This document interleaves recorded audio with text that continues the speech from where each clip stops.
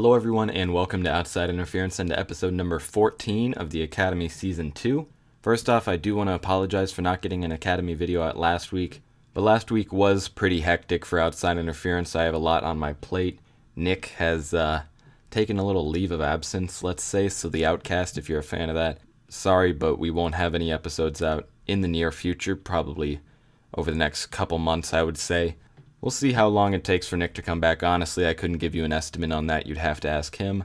But we are going to push on regardless. So without further ado, let's go ahead and hop into this episode. First off, Wrestler of the Year, Davina Rose once again.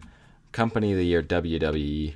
Team of the Year, The Revival. Match of the Year, Davina Rose defeating Sienna on an Explosion episode. Show of the Year, WWE Clash of Champions. Young Wrestler of the Year was Victoria Gagnon, who is just a randomly generated wrestler. Veteran wrestler was Allison Kay, also known as Sienna. Female was Mercedes KV. The most improved company of the year was the BBPWA. That name is kind of a mouthful, but I suppose I'm not one to judge. Independent wrestler of the year was Gringo Loco. Manager was Jay Briscoe. Announcer was Tanzania Nihara. Color commentator Portia Perez.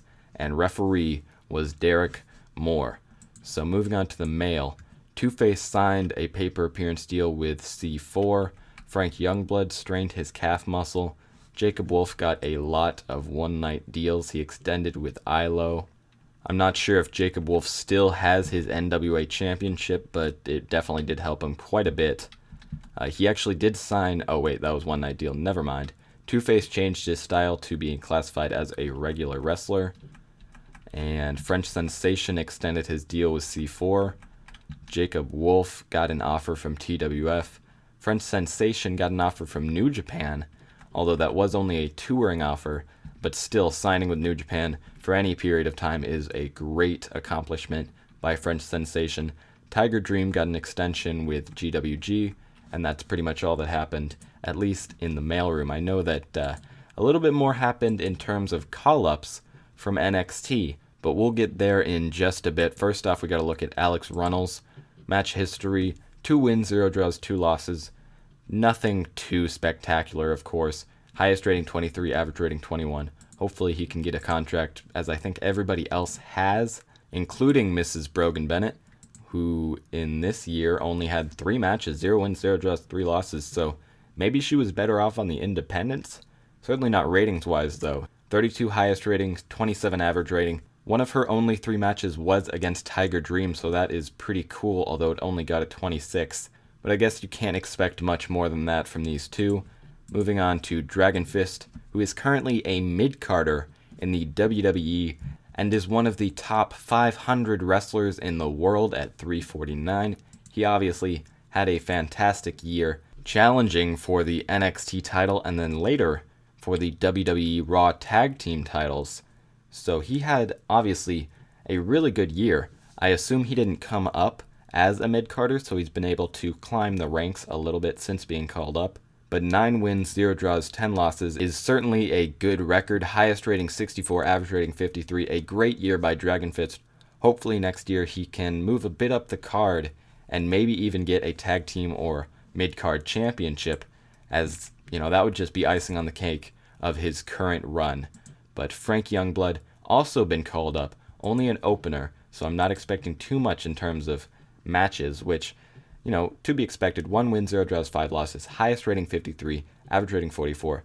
But he got called up to the main roster, and he has been on main event twice, so you can't really be too mad at that. I'm sure he will be rising up the ranks very soon, much like Dragon Fist has. And actually, he did have a match with Dragon Fist, a singles match as his last NXT match, so that is quite the story right there. Next up, French Sensation, currently still with New Japan under a touring deal, and that's pretty much where all of his bookings are coming from. 3 wins, 1 draw, 18 losses. Highest rating 59, average rating 37. A fantastic year by French Sensation, obviously not record-wise, but anytime you can get 20 or more matches in the year, it's definitely considered a good one. He's probably improved leaps and bounds, and I wouldn't be surprised if he was able to capture a title in either C4 or Smash within the next year.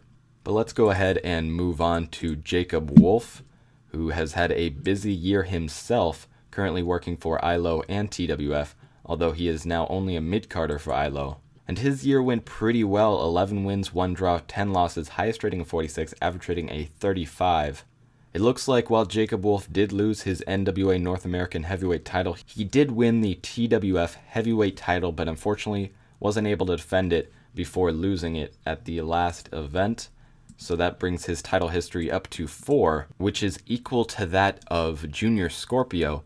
So Jacob Wolf definitely had a good year. He managed to hold 2 championships in the same year, which is something few people can claim, at least of the Academy graduates. Moving on to Junior Scorpio, currently ranked number 94, so he moved up 3 spots in the Power 500, currently an upper mid-carder still with WXW.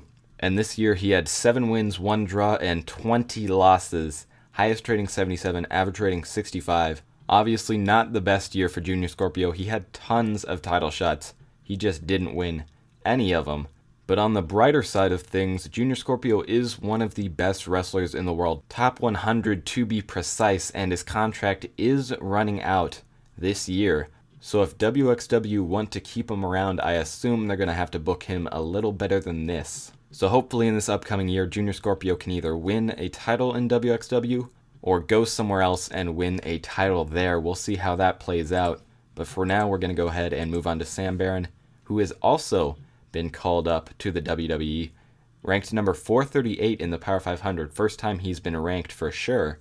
And although he is only an enhancement talent, that is pretty great. I think he was only in NXT for 1 or 2 years.